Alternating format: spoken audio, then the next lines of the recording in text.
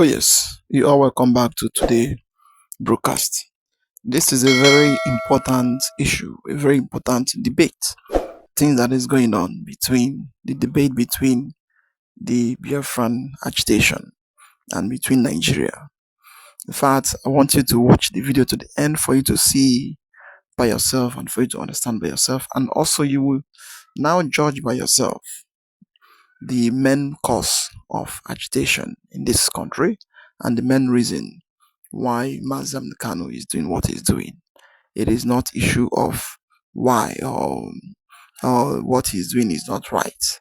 And in fact, this interview, it is a very big interview, and it is something that everybody need to listen to. And the main aim of this woman, why is she doing what she's doing now? And the main reason she's calling on the people that did not really understand what is going on in Nigeria. Then she'll be calling them out and asking them questions of what they did not understand. In fact, just watch it by yourself, then you will now judge by yourself the cause of it. Or sometimes people will come up and they'll be saying a lot without knowing the consequences, without knowing the ground of what they are doing and then what can lead them to. Because something that many people have lost their life, many people have gone, and many things is happening till date. And someone somewhere will just come up and be saying anyhow just for him or for her to jettison or to useless those who are trying their best to make things to work for the people and for the whole, in fact, for the whole nation because of their selfish interest. It's about to watch, like, subscribe, and share it for everyone to see things going on in the country. Thank you for joining. Where are you from, Mr. Richie Rich? I'm from Nigeria, Imo State. All right, thank you for joining. So what are your thoughts on this topic? Scam, Biafra, scam or struggle? I'm a bit confused. I don't know why you call it a scam. And I want you to explain to me why you think Biafra is a scam. All right. Please. How long have you been here, please? I think an hour now. All right. I believe you should have heard me explain it. I explained it to Mr. So what's the way forward if you think... Tell us why it's a struggle then. Like, come and tell us your opinion on why it's a struggle. We say it's a scam, you say it's not a scam. So tell us why it's a struggle. Don't ask us for the way forward. We'll talk about what you think first before we go to the way forward. Because I think we are not meant to be one Nigeria. Why do you think that is? Give us your reasons. Because how we are treated in Nigeria as Igbos, we are not treated equally. How are you being treated? We are not treated equally as other tribes in Igbos. In Nigeria, I mean. How are you not being treated equally, Mr. Richie Rich? What is it in Ma, you know what I'm saying. You know I'm saying that other people can do. Ma, you know I'm saying the truth. So what is now in Nigeria? I'm just asking you. This is why they make you guys take exams for English. You said that you're not being treated well, and I'm saying tell us how you're not being treated well. You know, assume you know the truth. Okay, in the past, let me say 20 years, an Igbo man has not been the president of Nigeria. Is that false or is that truth or lie? Has an Hausa man been the president? Yes, of course. Name the Hausa president that we've had. Yar'Adua is from where? It's Fulani. Oh, Jehovah. Yar'Adua is Fulani. Which other one you want name? Yar'Adua na Fulani. Which other one you want call? If I say Buhari, you say it's Fulani also. It's Fulani now. You already know the answer. You already know the answer. You still the talk you will say. Tell us the Hausa one. Now the Hausa one we will define. Tell us the Hausa one. But I believe Fulani and the Hausas are the same. That is your belief. Igbo and Ijo, are they the same? Igbo and Akwa Ibom, are they the same? Ma, I'm here to learn. I'm not here to fight with you. You're just acting as if... No. Nobody... I'm glad you're here. She's acting as if I said I came to learn. They amuse me. No. We don't disrespected you. We are responding to you, right? We are responding to you now. No, she's acting as if I'm saying, no, I'm here to learn, ma. I'm not here to argue with you. Mr. Irich. I'm not here to argue with you at all. No, it's fine. It's just how my face is. But we the reason why I'm asking you that question is because so that you will understand, you will know that I'm literally being serious now.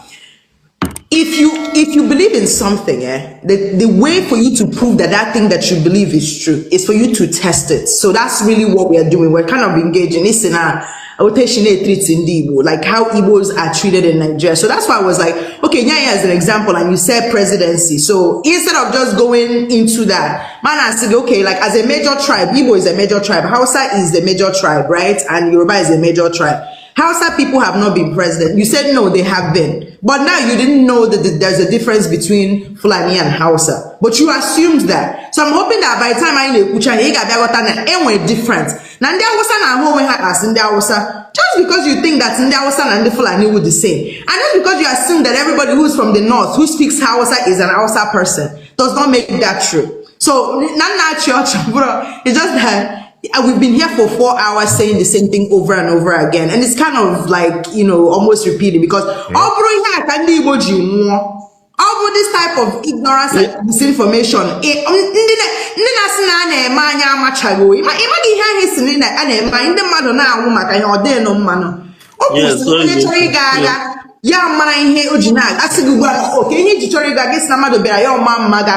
right? Then guess on your money I can't guess no one giga no londia gagonya. I got igara njemu basara ihe mere no. It is say na money I can't, but not. I go back money I can't give back bushishin din is what so na dem ma onye kwu onye akpo ya ha. If you feel like Ndigo, because you have every right to feel like disenfranchised, because you sound like a young person. Every young person not in Nigeria, I've said it before, the real marginalization in Nigeria is against poor people. If you come from a family in Ejihuego, your family just like my mom would say, they are just basically struggling to live everyday life. Life is going to be terrible for them. But in Imo State, you are not more marginalized than somebody who's from Kogi State. In fact, they got their states. But what that means is that because he won Igbo. Ndị ọzọ na-enweghị ego mana moto si bụrụ ha, ndị na-enweghị ọrụ, ndị Nigeria na-anaghị eleta ọfụma, like anaghị enye ha the things they had deserve as being members of the society.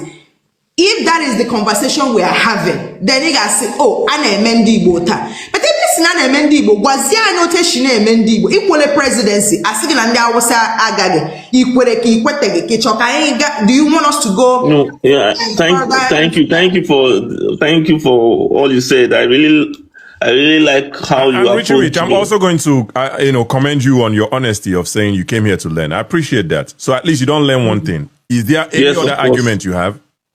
No, not at all. Okay. Do you want us to continue? I really like the program, and if you want to ask something else, because the reason why I want to speak to you in Igbo, even though I have the role, I say mix here, is because I want you to know that I'm not trying to be disrespectful. Ignorance is not a bad thing. I don't know everything, and Kachi don't know everything. Me and Kachi are always arguing about something at some point. But you came here and you said, I really want to learn. So when he also like that is confusing to you about maybe Biafra agitation, because now we can have support, but then whenever or seaports or international airports,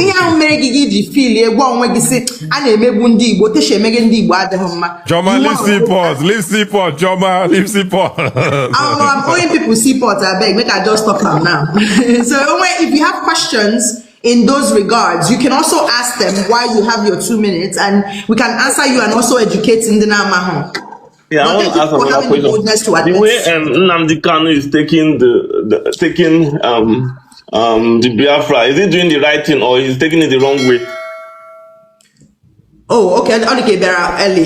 You only came late. Sorry. I came a bit late. I didn't hear anything about that. Oh, you didn't hear it. Okay, yeah. So the IPOB agitation, I'm going to answer you in 1 minute. The IPOB agitation, as we know it, as it started from, Kano and all the other people that came, has cost Ali Igbo. Omele Obutere Nkewa Nantisa. You know what Nkewa Nantisa is? It's destruction and division, and it also brought which is death. Do you agree or not? Yes, I agree. Okay, so onye merene Nkewa Nantisa abia na family ya. Ọ dị ka ị ga na ga nwaanyị ya abia na family unu ya ga wete Nkewa Nantisa. Ị ga sị na ihe ahụ ihe ọma ka ihe ọjọọ. Would you say that's a good thing or a bad thing? Oh, ihe ọjọọ. So now, Achom, after Richie, after you leave this room, think about everything you have ever believed about this struggle. If you believe that Kano was doing the right thing, or Wazirike was doing the right thing, or Ekpa is doing the right thing,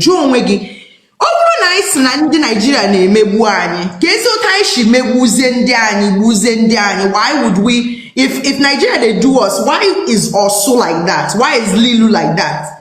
The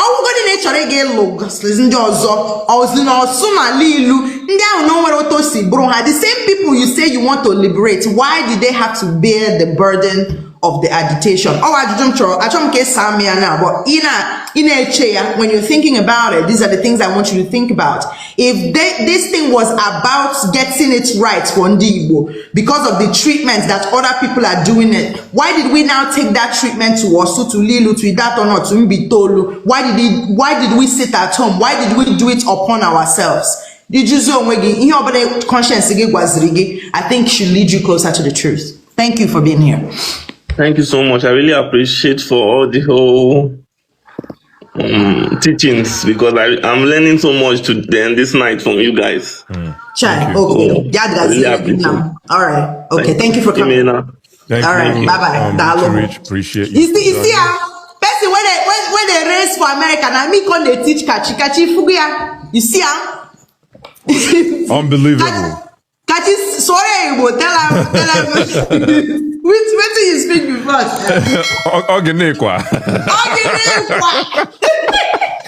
Organikwa.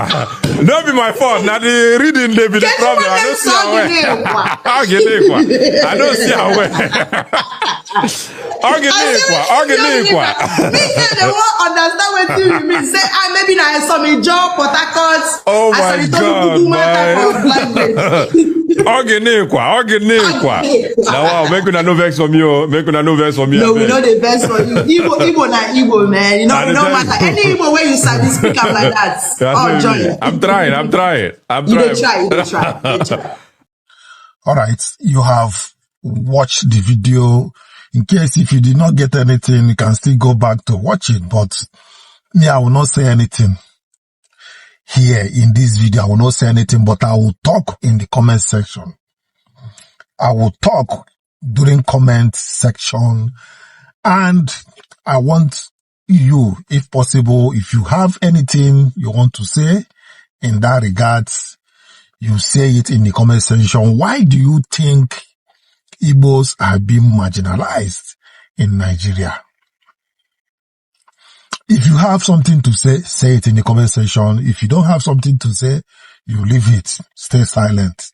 But click on the like button, share the video, because I want this video, if possible, to get to many Igbo people. And I am going to make a follow-up video after this. Follow-up video in the sense that these are the things that people say Igbos are passing through in Nigeria. Yes. Why I say this thing and why I want this thing to be like this is that some people may not really get this question, the answers at hand, at fingertips. If you feel that Igbos are not marginalized, you should have your good reason at your fingertips, and you feel that Igbos are being marginalized. You should have your answers at the fingertips to be sure of what you are doing. So I know that somebody asks you this question, you become destabilized initially, and even if you are providing answer, you are dumbling up and down. So I don't want to let it be that it's an open something. I don't want to, influence I don't want to, as a creator, I don't want to influence people's decision. So let's meet in the comment. Then they will talk. Yes, that is the way I feel. I feel this way that it will be better so that many people are going to learn and have these things readily available in this video. Is there an written rule that says an Igbo man cannot rule Nigeria? Like I said, I'm not interested in what tribe you're from or what party you're in. I'm more interested in you as a person. If you can deliver, if you cannot deliver, let me know. What's your manifesto? What are you standing for? That's me. That's my stance. But have you also noticed that when it comes to an Igbo man ruling this nation, it's almost as if it's true? However, what we are doing here is to educate ourselves and, stand on the path of the truth and progress. Because where there is injustice, you hardly see progress and peace. So peace, progress, justice is a kind of foundation where through, progress resides. A former mayor in the United States has done what Nigerian opposition politicians, civil society leaders, and even respected statesmen have spent years tiptoeing around. Standing before members of the United States Congress on April 24th in a presentation titled Nigeria at the Crossroads, The Case for Action, Mike Arnold told American lawmakers that the breakup of Nigeria is, in his words, likely inevitable and just. He did not say it might happen. He did not say it could be considered. He told the most powerful legislative body on earth that the dissolution of Africa's most populous country is both coming and morally defensible. He went further. He called for the indictment and arrest of President Bola Ahmed Tinubu and senior officials of the Nigerian government on charges of genocide. He compared trying to negotiate with the current Nigerian leadership to working with the Third Reich to end the Holocaust. And he called for a referendum that would allow Nigerians to vote freely on whether they want to remain a single country at all. The entire country is now talking about it, and the federal government, for reasons that should worry every thinking Nigerian, has not produced a single coherent response. Arnold is a man who has built his case over years of sustained work. He is the founder and chairman of Africa Arise International and Africa Arise USA. These are organizations that have campaigned consistently on what they describe as Christian persecution in Nigeria and on the unresolved question of Biafran self-determination. He has been to Nigeria. He has met government ministers. He has, by his own account, sat in the living room of former President Goodluck Jonathan and discussed the country's deteriorating security situation. He has offered a book on the subject titled Epicenter, which became a bestseller within days of release. In October last year, he traveled into Nigeria on what was meant to be a government-sponsored public relations tour. Instead, he used the press conference Abuja arranged for him to publicly accuse the Nigerian state of genocide. That single moment drew over 3 billion impressions across global media within 72 hours. So when he stood before the US Congress in April 2026 and called Nigeria a British colonial contraption designed to fail, he was not speaking off the cuff. He was delivering a position he has spent years building in a venue capable of turning that position into US policy. The substance of what Arnold told Congress is what makes the story dangerous for Abuja. Regardless of what one thinks of him personally, the facts speak for themselves. He laid out a chain of arguments designed to move American lawmakers from concern to action. He reminded them that on October 31st, 2025, President Donald Trump redesignated Nigeria as a country of particular concern under the International Religious Freedom Act. He then argued that, far from improving conditions, the designation has been followed by an intensification of attacks on Christian communities. He cited the March 3rd Ngoshe massacre, the Kwara State Church attack, the Palm Sunday Angwan Rukuba massacre, and the April 2026 Jos Pastor Bounty case. He drew specific attention to the Islamic cleric in northern Nigeria who placed a 1 million naira bounty on the head of Pastor Emmanuel Sunday Gaba in Jos for allegedly insulting the Prophet Muhammad. The same cleric then doubled the bounty to 2 million naira on camera while daring the Department of State Services to come and arrest him. As Arnold pointed out to the lawmakers, no charges have been filed, no arrest has been made, no formal condemnation has been issued by any tier of the Nigerian government. He contrasted that silence with the November 2025 conviction of Nnamdi Kanu, the IPOB leader who was sentenced to life imprisonment on terrorism-related charges. Kanu was transferred 800 kilometers to Sokoto within 24 hours of sentencing, far from his family and legal counsel. That contrast is the spine of his presentation, and it is the spine of why Nigerians across ethnic, religious, and political lines are reacting so sharply. A Southern self-determination activist gets life imprisonment and is moved to the seat of the Sokoto Caliphate. A Northern cleric publicly puts a price on a Christian pastor's head and walks free. The two cases sit on opposite sides of the same scale of justice, and the imbalance is visible to anyone with eyes. Arnold did not invent that contrast. He simply named it in front of the United States Congress, in a country whose foreign policy increasingly views Nigeria through the prism of religious persecution. Whether one believes Arnold is a sincere advocate or a foreign agitator with a political agenda, the underlying facts he cited are not disputed. They are documented, they are public, and they are happening on the watch of a government that, on the same day Arnold was testifying, was busy receiving endorsements from FCT Yoruba leaders for Tinubu's 2027 re-election bid. The most controversial part of the presentation, and the part that has dominated reaction across Nigerian social media, is Arnold's framing of separation as inevitable and just. He grounded that claim in colonial history. He argued that the Nigerian Federation was an artificial British construction, never designed to function. He drew historical parallels to other colonial partitions that ultimately failed or required restructuring.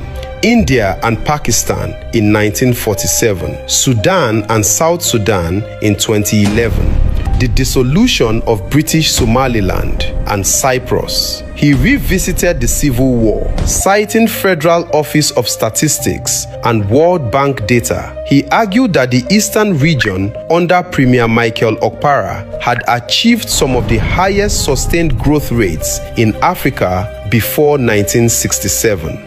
He accused the British government of materially supporting the food blockade that starved between 1 and 5 million Igbo civilians, mostly children, into death. He told the lawmakers that multiple Red Cross and Joint Church Aid Relief aircraft were shot down during that blockade. None of this is new history. It has been written about for decades. What is new is the venue. A U.S. congressional hearing is not a Sahara Reporter's comment thread. It is the place where American sanctions begin life as conversations.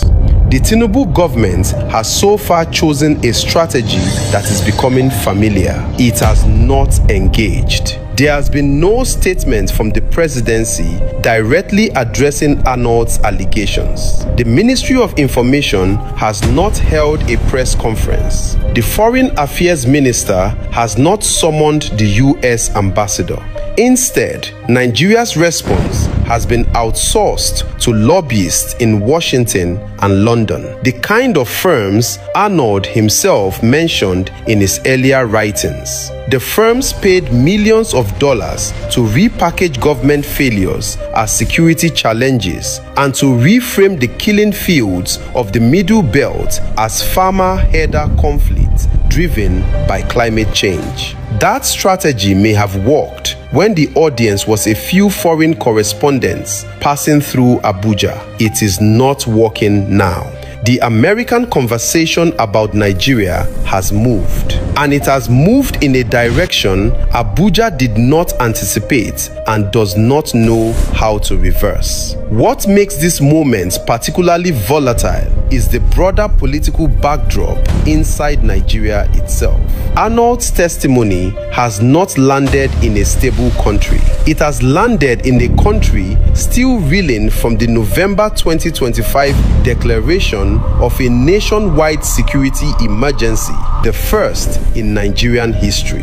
It has landed in a country where mass abductions of school children in Niger, Kebbi, and Kwara have become so routine that the news cycle has stopped pausing for them. It has landed in a country where the People's Democratic Party is collapsing into factional warfare, where the police recently tear-gassed the party's national headquarters at Wadata Plaza, where Oyo Governor Seyi Makinde has just invoked the violent memory of Operation Weti to warn against creeping one-party domination. It has landed in a country where U.S. Senator Ted Cruz has separately accused the Nigerian government of being aware of policies fueling Christian persecution. The Arnold testimony is not an isolated event. It is one more weight on a structure that is already groaning under its own contradictions. There is an instinct among Nigerian officials and among many Nigerian commentators to treat foreign criticism as an insult to national sovereignty and to wave it away as imperialist meddling.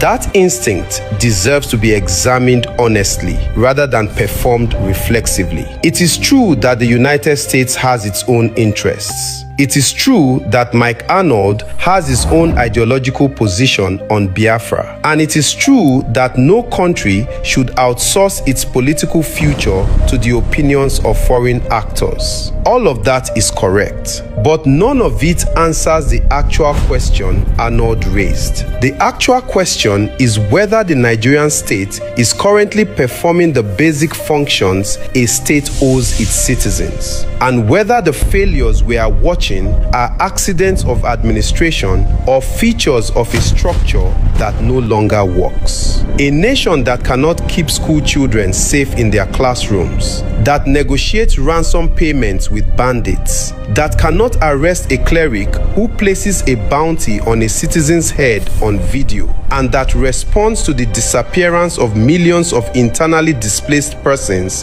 by pretending the camps do not exist. That nation has a credibility problem that no PR firm in Washington can fix. Foreign critics can be wrong about many things and still be correct that something is deeply broken. The deeper discomfort Arnold has provoked is that he has named what Nigerian elites have spent 60 years insisting must never be named. The unity of Nigeria has long been treated as a sacred premise rather than a political achievement, something one is patriotic to assert and traitorous to question. That posture made sense in the immediate aftermath of the Civil War, when the trauma of that conflict made any conversation about separation feel like inviting catastrophe. It makes far less sense in 2026 because the very thing the unity argument was meant to prevent, mass killings of Nigerian citizens by armed actors operating with apparent impunity, is happening anyway, every week, in multiple states at once. A country that holds itself together by forbidding conversation about its structure while failing to deliver security, justice, or economic dignity to most of its people is not actually held together. It is simply postponing the conversation that it cannot avoid forever. What Nigerians are wrestling with in the comment sections and the WhatsApp groups, in the church meetings and the market gatherings, is the uncomfortable recognition that Arnold's diagnosis lands harder than his solution. Most Nigerians do not want to break up the country. They have spent too much of their lives building lives, marriages, businesses and friendships across the lines that separation would harden. But many of them also know in private that the current arrangement is not working. They know that the men and women they elect arrive in Abuja and forget where they came from. They know that the constitution they live under was handed down by a military regime in 1999 without genuine popular consent. And they know that the Nigerian project, as currently constituted, runs more on inertia and oil than on consent or competence. Arnold's testimony is forcing that private knowledge into public conversation, and that is the part the government cannot lobby its way out of. The honest reading of this moment is that Mike Arnold is not the threat.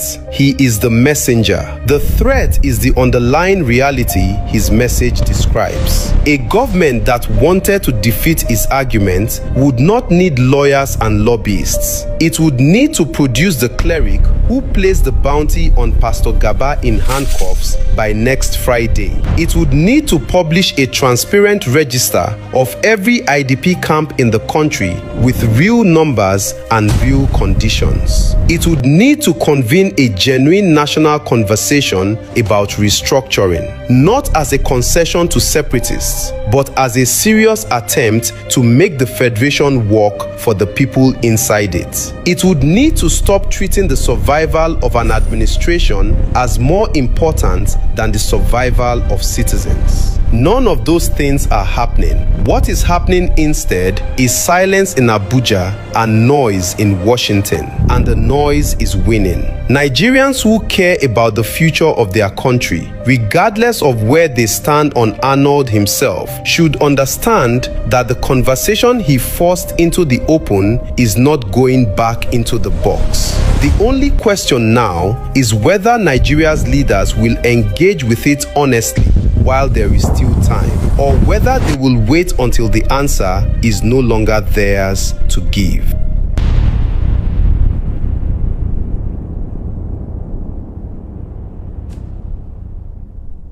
Now, the issue of the United States demand for the proscription of Sharia, I think it is a very serious fundamental human rights concern to the Muslims of northern Nigeria or Nigeria in general. I think that demand would never be practicable as far as Nigerian Muslims are alive. The issue of their right to religion is non-negotiable and cannot be taken away by any system. For even the colonial masters, when they came, they tried hard to take away the Sharia, but they could not do that. So I think it is, in a way, I may say, laughable that the United States would think that the Muslims would drop their religious right over and above the demand of the United States. Prof, let's use an example, the Deborah case in Sokoto. What was the issue? They were in a WhatsApp group, and then she made some statement that persons within the Muslim community were not comfortable with, and they considered it blasphemy, and she was killed. And the case was an embarrassment, literally, because of how it was prosecuted. I think that case was left off because of lack of diligent prosecution, because of what was even filed in the first place. People expected murder and all those kind of charges to be filed, but all kinds of things were filed, and it was a bit of an embarrassment. So should Sharia law have applied to somebody like Deborah, who is not a Muslim? Well, I cannot hear you. Should I repeat the question? I lost. You repeat the question because I didn't get the last part. The latitude of the implementation of the Sharia law itself. And I gave an example of Deborah that was killed because of blasphemy. She's a Christian. The Muslim guys in our WhatsApp group were not comfortable with what she said, and they considered it a blasphemy, and they killed her. We can talk about the court case another day. But what I'm saying, should Sharia law have applied to Deborah in this instance? Because the argument is, for some people, it's not the existence of Sharia law, it's the latitude of Sharia law beyond Muslims. Okay.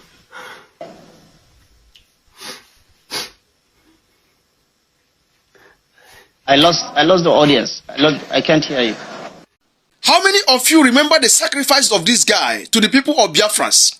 This guy you are seeing here, he sacrificed his life for the people of Biafra. His name is Bruce Mayrock, an American student of Columbia University, who set himself ablaze in protest for the genocide and the persecution of Biafrans during Nigerian Biafran genocide war. Remember, Russia, Britain, Egypt, Nigeria, and other countries that were supporting Nigeria at that time, we are fighting these people of Biafrans, trying to annihilate them, trying to flush them away from the surface of the earth, and the whole world was silent. Our people really suffered though. The whole world was silent. So when this guy saw what was happening, he said, no, enough is enough. This is a crime against humanity. He came at the front of their school, Columbia University. Go and browse it. It is everywhere. Go and browse it. And he poured gasoline on himself and set himself ablaze. Immediately this guy did this. The whole world stood up on the stage. They say, what is happening? Enough is enough. That's how the world started thinking on how to stop the genocide of Biafrans during the Nigerian Biafra war. Remember, Biafrans fought the Great Russia, Great Britain, Egypt, Nigeria, and other countries of the world. Without help from anybody, they were able to stand strong to resist all these countries for 3 good years. Our people really tried. Biafra soldiers really tried. I no go lie you. God bless our ancestors. God bless Mazin Nandekano, who also sacrificed everything he has. How? God bless him. God bless Simon Ekpa. And God bless all the lovers of freedom. You watching this video, God will also bless you. You will be alive to celebrate Biafra. Right now, the whole world is talking about Biafra. The whole world is talking about Biafra. South Africa burned their shops for holding a cultural ceremony. In March 2026, the Igbo community in Gukombo in Eastern Cape, I don't know if I'm saying the name right, gathered to hold a cultural ceremony where they elected a man called Solomon Ezeko as their Eze Igbo. That is the leader of the Igbo community. And this is something Igbo people have done for generations. The South African leaders were upset by this, and they called it an insult that Igbo people are coming to their land and electing a chief. Protests erupted. The Nigerian government sent a representative to go to South Africa to apologize to the South African government, and Solomon Ezeko and his family were given till August to leave South Africa. Now, before anybody decides whether the Igbo community was wrong or right, let's think about the Chinese people. In every country that Chinese people have settled, they have had their own voluntary associations, their own chambers of commerce, their own Chinatown. Everywhere there's a Chinatown. And the countries do not call it an insult. Nobody calls it an insult. It's what? Business. Then the Jewish people. The Jewish people, the most powerful diasporan communities in human history. In every country that they inhabit, they have their own community councils, their own leaderships, their own businesses. They even influence the government. And yet again, nobody calls it an insult. Igbo people are everywhere in this world. And everywhere we go, we organize. We organize associations, we organize councils, we have Ohanese communities. And this is not intended to be a separate government or to replace the government of the country where they live. The idea behind it is to be able to care for one another in an organized way. So if someone is in trouble or someone needs help, they know who to go to. The Chinatown in Johannesburg has not been burnt down. The Indian communities date back to generations, even up to apartheid, and they are seen as a separate legal entity. So why is it that when Igbo people decide to organize, it is seen as provocation, but for other people, it's culture? Oh yes, everyone has said a lot in this video. Every part, every section. People have heard everything, the way things is going, the good side, the bad side, and where after everything you now start asking yourself, where did Igbo find it wrong? Where did they do it wrong in all those things that has been going on? Where is the wrong part of it? So, starting from the beginning, the question of why are they agitating, asking, demanding for self-determination, demanding for their freedom, to the side of presidency, down to the side of Michael Arnold. So from the beginning to the end, it has been a long and a talk full of wisdom, knowledge, and something that they need to debate on. They need to ask a lot of questions about, and people need to sit down and start asking, are we truly living in a country, or are we just in an area where people find themselves just to stay? I would like to hear a comment down below. What do you think about the whole thing going on in Nigeria? Like, subscribe, and make sure you share it for everyone to see things going on in this country. We say thank you for watching.